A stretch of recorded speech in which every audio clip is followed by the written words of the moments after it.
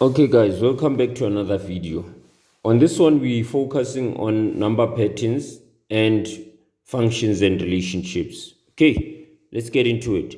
So here the instruction is as follows. Given the general term Tn is equal to 3n minus 2, determine the 19th term.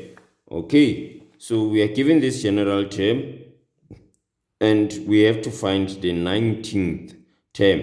So what we are basically looking for in this case is Tn. We are looking for the number that is positioned at 19. Okay, so we simply take this formula of ours. Firstly, let me write the number of our question. Write the formula down.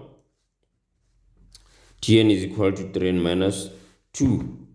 We are looking to find out what is the number that is at position 19. So where we see n, we are supposed to put 19 is equal to 3 in brackets.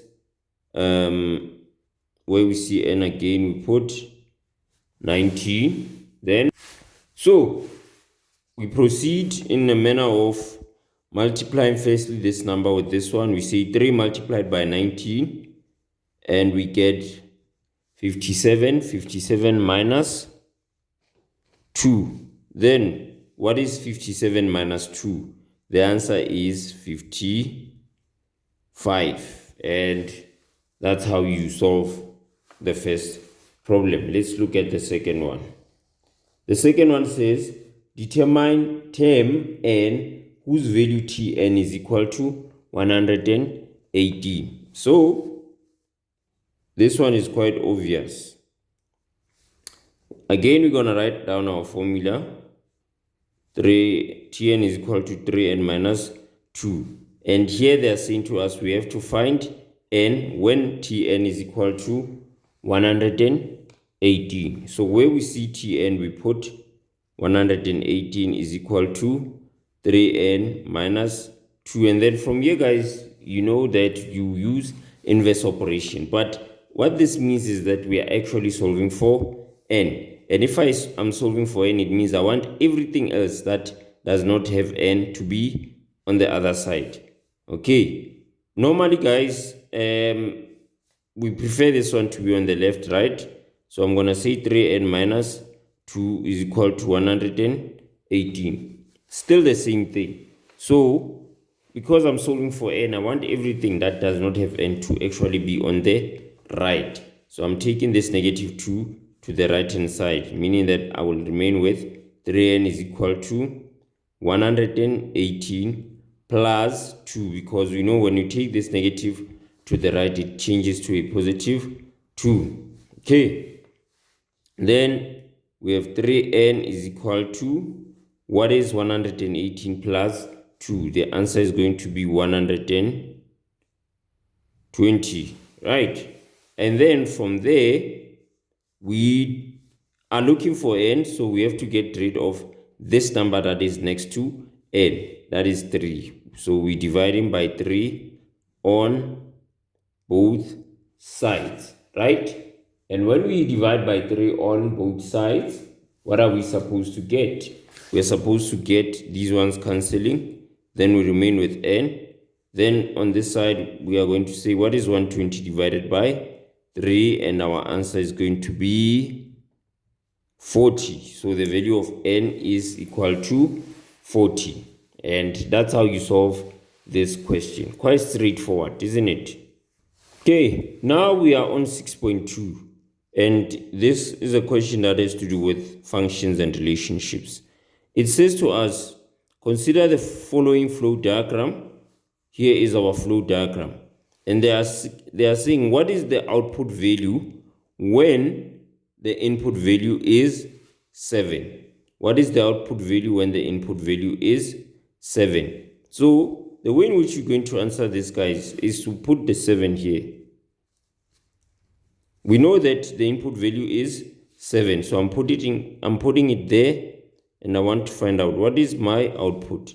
So it means for me to find my output, I'm going to say 7 minus 3, get my answer, and then multiply that answer with 2, okay, to get the output. What is 7 minus 3? 7 minus 3 is going to be 4. And then that 4 I multiply with this 2. So what is 4 multiplied by 2? The answer is 8. So my answer here, my output value is equal to 8. So I can say here my answer is 8. When using the calculator, you can simply say 7 minus 3, get the answer, and then multiply that answer with 2. You get 8. Okay, that's how you find the answer for this question 6.2.1. All right, I'm not doing it here. I'm sure you can see what process we are supposed to follow. And then we go to 6.2.2. Here they are asking us, what is the input value when the output value is 34? So let's say here we have 34 and we want to know what is the number here. By now, guys, you should know that we are going to work with inverse operation, right? Inverse operation. If I multiply it by 2, look, for me to get the input, I'm working backwards. So inverse operation means that I'm doing the opposite of multiplication and subtraction. Here, because I multiplied by 2, when I go backwards, I'm going to divide by 2, and then I'm going to add a 3. Okay, so that's what we are basically going to do. All right, so the first thing we're going to say is this number, the 34. We are going to take the 34 divided by 2 and then get our answer and add that answer to 3. Okay, or add 3 to that answer. Let me see. So we'll say 34 divided by 2, and we are going to get what? 17. Then we'll say 17 plus 3. And what are we going to get? We are going to get 20. So our output value is actually 20. Let's use a calculator to see how we find it. So you do inverse operation, right? You say 34, and then the 34 is divided by 2, get 17, and then to that 17 you add 3. Your answer becomes 20. Okay, so the moral of the story is that every time you want the output value, you always work backwards. If you add it, you subtract. If you divide it, you multiply. If you multiply it, you divide. Okay, so that's what happens. Guys, my battery has died on this video. Let me charge it and then we'll continue. Okay, lights are back on. So we continue with this question. Now we're going to the last one. Let me just page to it. Right, here's the last question. Here they're saying to us, determine the rule or formula for the diagram using x as the input variable and y as the output variable. So this is the diagram, guys. As you can see, this is the diagram, and the diagram does not really have these values. Let's now forget about these ones, because these ones were being used for our inverse operation.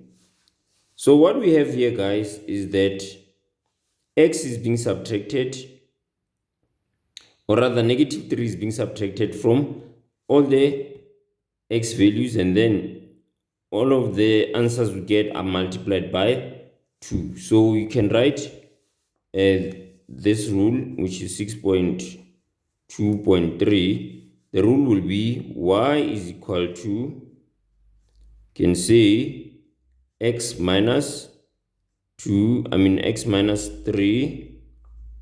multiplied by 2, and this can result into 2 in brackets x minus 3. But even if you leave it like this, it would still be okay, because you are saying x minus 3, and then all of that you are multiplying by 2. Okay, so you can either write it like this or like this.